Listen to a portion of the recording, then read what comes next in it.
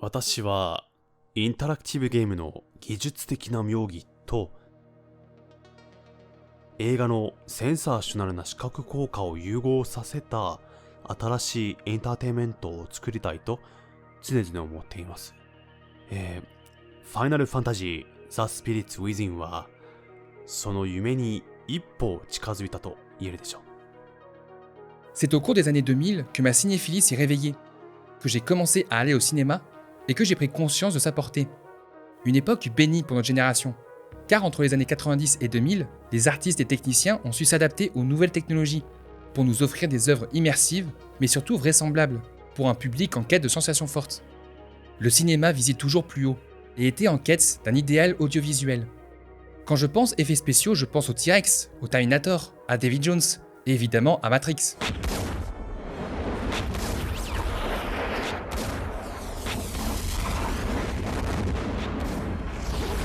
Mais on va pas se limiter au cinéma américain, comme avec le labyrinthe de Pan qui m'a pas mal effrayé. Également le cinéma asiatique, qui à mon sens a l'air de plus jouer sur les effets pratiques, comme dans Time and Tide, pour sublimer l'action. Ils n'ont en tout cas absolument rien à envier aux autres pays, comme Tigre et Dragon, The Host ou Le Secret des Poignards Volants. Il faut aussi savoir que de nombreuses boîtes françaises sont en charge d'effets spéciaux pour des films à gros budget, comme BUF ayant travaillé sur Blade Runner 2049. Les effets spéciaux m'ont toujours fasciné et m'ont permis de croire en l'impossible, de comprendre que le cinéma pouvait tout me montrer. Et si le cinéma a su brillamment s'adapter, c'est grâce aux jeux vidéo, domaine parfait d'expérimentation vidéoludique qui a inspiré les autres arts autour de lui. Pour relier tout ça, j'ai envie de vous parler d'un film qui m'a marqué, qui aurait pu révolutionner le cinéma, et même le monde entier, mais qui, hélas, fait partie des plus gros échecs du cinéma.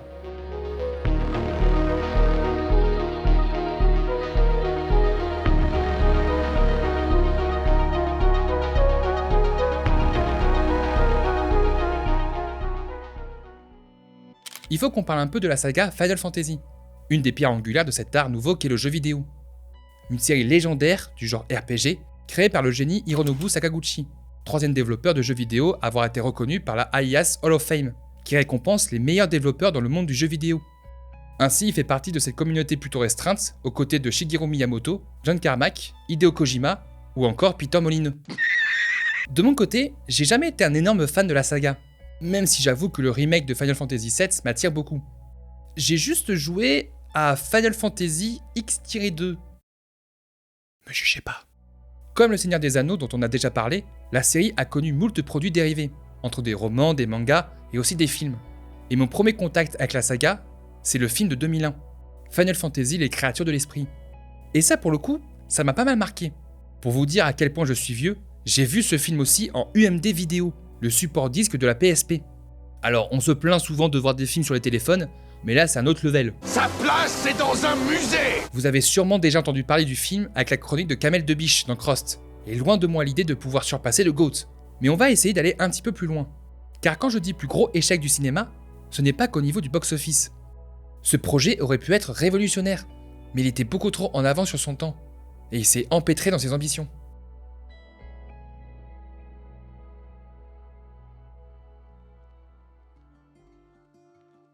Aujourd'hui, les adaptations de jeux vidéo au cinéma sont plus acceptées, et on sent que les studios y mettent les moyens. Mais entre les années 90 et 2000, c'était légèrement compliqué. Adapter les codes du jeu vidéo au cinéma est une tâche complexe, comme on a pu le voir avec le merveilleux Mortal Kombat, qui est l'exemple parfait d'un bon nanar, mais qui a connu son petit succès. Pardon. Cependant, le créateur de la saga Final Fantasy voit les choses en grand. Lors de sa sortie, Final Fantasy est l'adaptation de jeux vidéo la plus chère de l'histoire. Tout dans ce projet transpire l'ambition et la démesure. Sakaguchi vend le film comme l'union parfaite entre le cinéma et le jeu vidéo. Un film aussi important comme le film Blanche-Neige pour ses avancées en termes d'animation. Car oui, Final Fantasy sera un film d'animation 3D photoréaliste avec de la motion capture, du dessin, du rendu ordinateur sous la responsabilité d'une équipe de 200 animateurs. La production du film résulte d'une union entre les équipes japonaises et américaines. Et ça s'est pas très bien passé d'après ce que j'ai compris. Les différences culturelles ont créé de vives tensions et de nombreux problèmes de production. Un budget qui a doublé, des réécritures en pagaille, la production du film devient de plus en plus dense, avec pas moins de 142 000 images créées par ordinateur, pour un poids total de 15 téraoctets de données. Ouais, c'est immense. Ce que les joueurs ont appris à aimer dans Final Fantasy, c'est que Sakaguchi place toujours la barre plus haut en termes d'images qu'il produit et d'intrigues qu'il crée. Ce sont les mêmes normes qui ont été appliquées pour faire ce film. C'est une chance de raconter une histoire humaine avec un médium complètement différent. Seul Sakaguchi aurait la vision de prendre ce qu'il avait appris dans le jeu et de l'appliquer au processus cinématographique. J'ai oublié de dire quelque chose. Sakaguchi n'avait pas pour simple ambition de faire un grand film. Le projet est une révolution technique pour une seule chose. La création de la première actrice virtuelle, Akiros. Interprétée vocalement par l'actrice Mingna, Sakaguchi voulait l'utiliser à plusieurs reprises dans de futurs films chez Square, tout en jouant sur son physique et son âge au fur et à mesure. Elle a donc reçu un traitement colossal lors de la préparation, pour accroître son réalisme notamment sur ses cheveux et ses yeux. Et j'avoue que 21 ans après, ça reste bluffant. D'ailleurs, Aki a été très bien reçue de la part des critiques et du public, tellement qu'elle a été dans le top 100 des femmes les plus sexy dans le magazine Maxim en 2001. Non, j'ai rien à ajouter. Le budget final s'élève à 137 millions de dollars, 72 de plus par rapport au budget initial et 90 de plus par rapport au budget de Final Fantasy VII. Et malheureusement, le film a été un échec sur tous les plans. Et quand je dis plus grand échec du cinéma, c'est pour 3 choses. L'échec au box-office, la fin de Square et Akiros. Qu'est-ce qui s'est passé ? L'histoire se déroule en 2065, où la Terre a été ravagée par des créatures fantomatiques, qui peuvent avaler l'esprit des gens et les tuer d'un seul coup. La population vit maintenant à New York, protégée par un dôme, mais le but est de trouver un moyen d'éradiquer la menace, sans pour autant détruire la Terre. Le général Heinz, qui ne transpire pas du tout la gentillesse, veut utiliser un canon surpuissant, alors que la scientifique Akiros veut retrouver et combiner des esprits naturels vivants pour contrer les fantômes. 心という感情、そして生命の最も基本的なレベルである生存という存在についてのビジュアルストーリーを作りたかったのです。この映画は人生の精神的、哲学的側面に焦点を当て、自己啓発の面白い旅へと視聴者を誘います。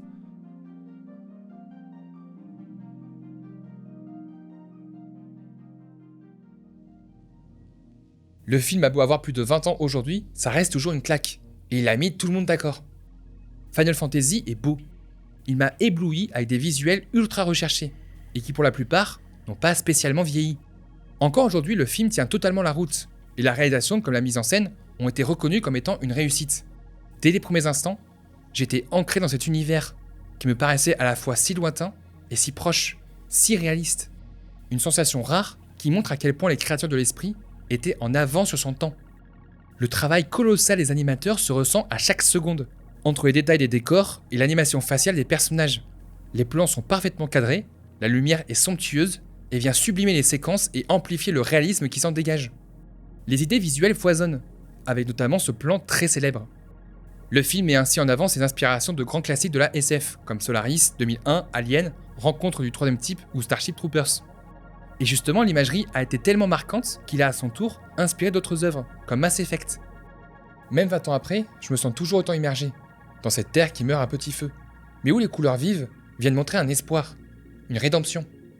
Autre point majeur, le film est bien rythmé et monté parfaitement, pour que nous puissions profiter de la beauté de ses plans, mais également de l'action, qui même si parfois était un peu mollassonne, n'en est pas moins impressionnante, et parfois flippante avec ces créatures qui me glacent toujours le sang.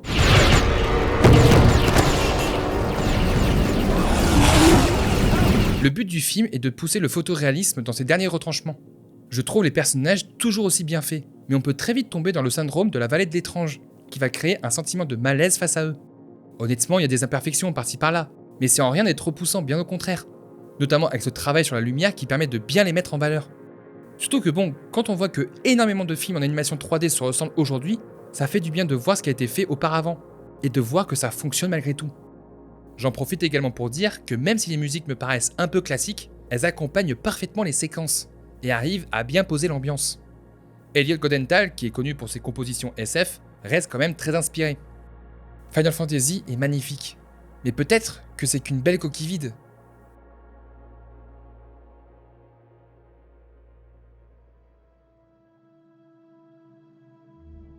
Les créatures de l'esprit possèdent plusieurs problèmes qui ont été amplifiés par ce choc des cultures. Effectivement, le film s'éloigne des univers fantastiques des jeux vidéo. Ici, on est plongé dans une histoire très classique, sans la profondeur et la démesure qui font le charme de ces jeux.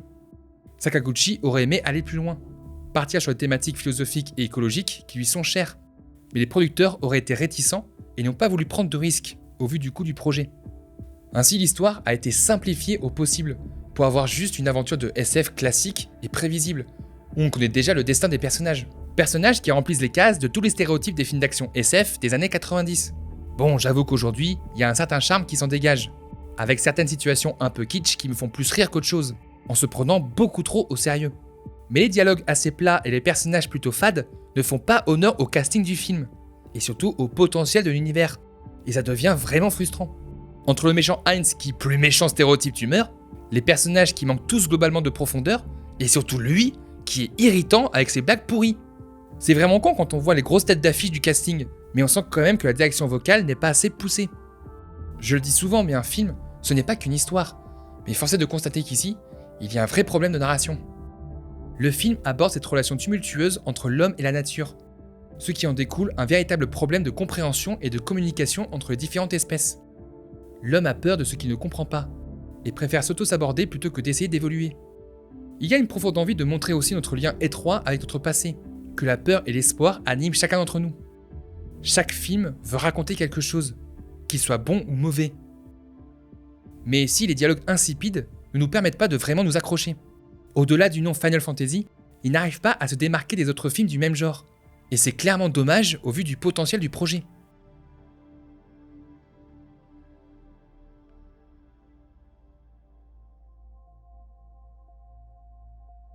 Final Fantasy n'est pas forcément fidèle.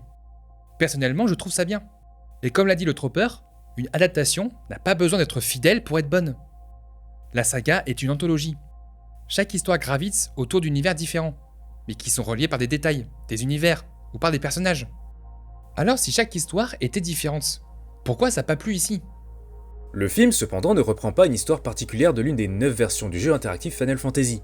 Tout comme chacun des jeux a systématiquement raconté une nouvelle histoire sur un nouveau groupe de personnages, le film présente une toute nouvelle intrigue et de nouveaux personnages. Le fait de ne pas adapter stricto sensu une histoire des jeux ou mettre en scène des personnages connus de la saga, je pense que ça n'a pas plu. Et donc, le film ne rentre pas dans la case fanservice. Mais au-delà de ça, poser son histoire sur la Terre, à New York, je pense que ça a fait tiquer. Car on met en avant un univers trop proche de nous. Et le charme de Final Fantasy est de nous faire voyager dans des contrées et des planètes inconnues. Un détail qui joue beaucoup à mon sens. Il y aurait un lien possible entre Final Fantasy VII et le film, sur les origines des créatures, mais hélas, c'était un peu trop obscur pour être compris, et pas suffisant pour justifier un tel lien. J'imagine que les premières versions du scénario voulaient se rapprocher davantage de l'esprit de Final Fantasy. Mais avec le produit final, le lien est trop cryptique. Avec tous ces éléments et malgré l'ambition du projet, le film n'a jamais trouvé son public, et les conséquences furent désastreuses. Avec un budget de 137 millions de dollars, le film en a rapporté 85. En termes de calendrier, c'était assez dense, mais Final Fantasy s'est fait éclipser par la sortie de Jurassic Park 3, quelques jours après. Il y a dû avoir aussi un problème concernant la cible visée par le film. Est-ce qu'on devait viser les fans, ou plutôt un public large ? Mais il est vrai que là, l'échec est assez écrasant. Cela a résulté de deux choses. Sakaguchi a démissionné, et Square a dû fusionner avec l'entreprise Enix pour éviter la faillite. Enix était la compagnie rivale à Square, donc bon, pour qu'ils en arrivent à fusionner avec leur rival, c'est méga chaud. La mort prématurée de Akyros, qui aurait dû, comme je vous le disais avant, être la première actrice virtuelle du cinéma. On l'avait pourtant vue dans une démo technique pour le court-métrage Le Dernier Vol d'Osiris, pour le film Animatrix. Hélas, l'échec du film a stoppé net toute ambition avec ce personnage cross-média. Et on ne parlera plus jamais de Akyros après cela. Un échec à 3 niveaux. Alors oui, ce n'est pas forcément ce film qui a le plus perdu en termes d'argent, mais je pense que c'est lui qui a le plus perdu en termes de conséquences. Et ça me fait m'interroger sur le statut des VFX aujourd'hui.